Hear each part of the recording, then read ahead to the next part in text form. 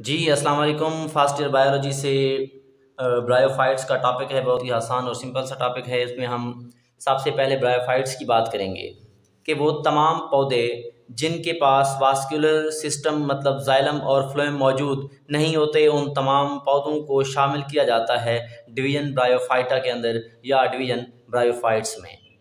फिर से सुने कि वो तमाम पौधे जिनके पास वास्कुलर सिस्टम मतलब जाइलम और फ्लोएम मौजूद नहीं होते, उनको शामिल किया जाता है डिवीजन ब्रायोफाइटा में।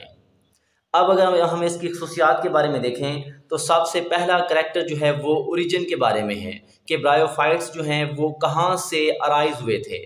तो इंतहाई अहम मारूजी है कि देवर अराइज फ्राम ग्रीन एल्जी, मतलब कि जितने भी ब्रायोफाइट्स हैं वो ग्रीन एल्जी से अराइज हुए हैं। इसके अलावा दूसरा कैरेक्टर जो है वो ये है कि वास्कुलर सिस्टम मतलब इनके पास वास्कुलर सिस्टम मौजूद नहीं होता। इसके बाद अगर हैबिटेट की बात करें तो इनको फर्स्ट टेरेस्ट्रियल लैंड प्लांट कहा जाता है, मतलब कि वो तमाम पौधे जो सबसे पहले टेरेस्ट्रियल लैंड प्लांट मतलब कहलाते हैं, जो मतलब कि जो खुश्की पर सबसे पहले पौधे आए थे वो कौन से हैं? ब्रायोफाइट्स हैं। उसके बाद क्या होती है कि इनके पास क्यूटिकल लेयर होती है। क्यूटिकल लेयर क्या करती है? लॉस ऑफ वाटर से मतलब हिफाजत करती है किस चीज़ की? ब्रायोफाइट्स की। इसके बाद अगर हम देखें कि इनके पास ट्रांसपोर्टेशन कैसे होती है, तो ट्रांसपोर्टेशन के लिए दो प्रोसेस जो हैं वो शामिल हैं इनमें, उनमें ऑस्मोसिस और डिफ्यूजन है। मतलब कि ब्रायोफाइट्स के अंदर जितनी भी ट्रांसपोर्टेशन होती है वो ऑस्मोसिस और डिफ्यूजन की मदद से होती है। ये भी एक मारूजी है। इसके बाद एक छोटा सा शॉर्ट क्वेश्चन है कि राइजाइट क्या है?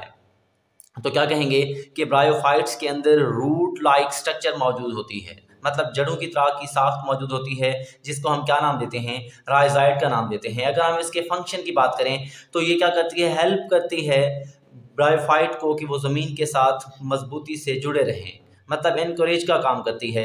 इसके अलावा अगर हम इसका दूसरा फंक्शन देखें तो वो ये है कि जितना भी वाटर और मिनरल्स की एब्जॉर्प्शन होती है ब्रायोफाइट्स के अंदर, वो किस चीज़ की मदद से होती है? राइजाइट की मदद से होती है। इसके बाद पूरे टॉपिक का सबसे अहम शॉर्ट क्वेश्चन है कि एम्फीबियस प्लांट्स क्या होते हैं, या ब्रायोफाइट्स को एम्फीबियस प्लांट्स कहते क्यों हैं, या किन चीज़ों को एम्फीबियस प्लांट्स कहा जाता है। तो आप क्या जहन में रखोगे कि जितने भी ब्रायोफाइट्स हैं उनको हम क्या नाम देते हैं? एम्फीबियस प्लांट्स का नाम देते हैं। इसकी वजह क्या है? इसकी वजह ये है कि इनको रिप्रोडक्शन और डेवलपमेंट के लिए पानी की ज़रूरत पड़ती है। इसके अलावा जो है ये पानी के बगैर सरवाइव नहीं कर सकते। अगली अगर हम खासियत देखें तो इनके पास अल्टरनेशन ऑफ जनरेशन मौजूद होती है, मतलब कि ब्रायोफाइट्स जो हैं वो किस चीज़ को शो करते हैं? अल्टरनेशन ऑफ जनरेशन को। अब अगर हम अल्टरनेशन ऑफ जनरेशन की डेफिनेशन देखें तो ये क्या है कि वो प्रोसेस जिसमें स्पोरोफाइट जनरेशन जो है वो गैमेटोफाइट जनरेशन में चेंज हो जाती है, और गैमेटोफाइट जनरेशन जो है वो स्पोरोफाइट जनरेशन में चेंज हो जाती है। इस प्रोसेस को हम क्या नाम देते हैं? अल्टरनेशन ऑफ जनरेशन का नाम देते हैं। अब स्पोरोफाइट जनरेशन जो होगी वो 2n होगी, मतलब डिप्लॉयड होगी, क्रोमोसोम्स की तादाद डबल होगी। और गैमेटोफाइट जनरेशन जो है ये हैप्लॉयड होती है, मतलब कि क्रोमोसोम्स की तादाद जो है वो डबल नहीं होती, हाफ होती है। अब the change of sporophyte into gametophyte, मतलब कि स्पोरोफाइट का गैमेटोफाइट के अंदर तब्दील होना और गैमेटोफाइट का स्पोरोफाइट में चेंज होना, इस तरह के प्रोसेस को हम क्या नाम देते हैं? They are called as alternation of generation. इसके बाद जो है अगर हम इसकी जनरेशन की बात करें तो दो जनरेशन थी, sporophyte generation and gametophyte generation. अब हम वन बाय वन करके जो है इसकी स्टडी करते हैं। अब अगर हम सबसे पहले बात करें स्पोरोफाइट जनरेशन की, तो स्पोर प्रोड्यूसिंग जनरेशन जो होती है ब्रायोफाइट्स के अंदर, उसको हम क्या नाम देते हैं? स्पोरोफाइट जनरेशन का नाम देते हैं। ऐसी जनरेशन जिसके अंदर गैमीट्स बनते हैं उसको हम क्या नाम देते हैं? गैमेटोफाइट जनरेशन का नाम देते हैं। अब जो स्पोरोफाइट जनरेशन जो है ये डिप्लॉयड जनरेशन है, और ये जो है ये हैप्लॉयड जनरेशन है।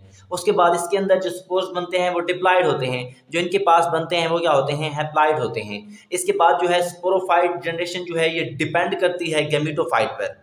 इसी वजह से हम क्या नाम देते हैं कि स्पोरोफाइट जनरेशन जो है ये डिपेंडेंट होती है, और गैमेटोफाइट जो है वो किसी चीज़ पर डिपेंड नहीं करती। इसी वजह से इसको हम क्या नाम देते हैं? It is called as non dependent generation. इसके बाद अगर हम देखें कि स्पोरोफाइट के अंदर जो डिवीजन होती है सेल्स की, वो मियोटिक डिवीजन होती है, मतलब मियासिस होती है, और इनके अंदर क्या होगी? माइटोटिक डिवीजन होगी। इसके बाद अगर हम देखें कि इन स्पोरोफाइट के अंदर जो सेक्स ऑर्गन है, मतलब कि जिसके अंदर स्पोर्स बनते हैं, उसको हम क्या नाम देते हैं? कैप्सूल का नाम देते हैं।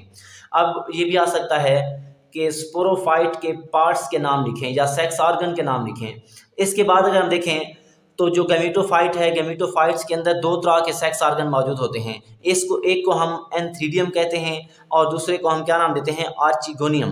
एंथ्रीडियम को एंथ्रीडिया भी कह सकते हैं और ये मेल सेक्स ऑर्गन है। आर्चिगोनियम को हम आर्चिगोनिया भी कह सकते हैं, ये फीमेल सेक्स ऑर्गन है। इसके अलावा अगर हम देखें कि एंथ्रीडियम के अंदर जो है जो मेल गैमेट बनता है उसे हम कहते हैं एंथीरोजाइट, और जो आर्चिगोनियम के अंदर बनता है उसे हम क्या नाम देते हैं? एग का नाम देते हैं।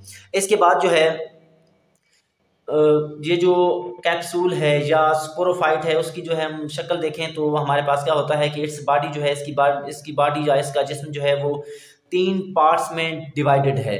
पहले को हम फूड कहते हैं, दूसरा सीटा एंड कैप्सूल। ये आपके सामने जो है स्पोरोफाइट जनरेशन दिखाई गई है। ये फूड, सीटा, कैप्सूल, और कैप्सूल के अंदर जो है वो क्या बनते हैं? स्पोर्स बनते हैं। इसके अलावा जो है गैमेटोफाइट की अगर बॉडी पार्ट देखें तो वो राइजाइड, स्टेम और लीफ लाइक स्ट्रक्चर, सॉरी यहाँ पे जो है वो लीफ आना है, यहाँ पे लीफ लाइक लिखना है। लीफ लाइक स्ट्रक्चर मतलब कि जो गैमेटोफाइट है उसके बॉडी पार्ट्स में rhizoid, stem and leaf like structures मौजूद होते हैं। इसके बाद जो है एंथीडियम के अंदर जो मेल गैमेट बनता था उसको हम क्या नाम देते हैं? एंथीरोजाइड। एंथीरोजाइड। और जो फीमेल के अंदर बनता है उसको हम क्या नाम देते हैं? एग का नाम देते हैं। ओके जी, अल्लाह हाफिज़।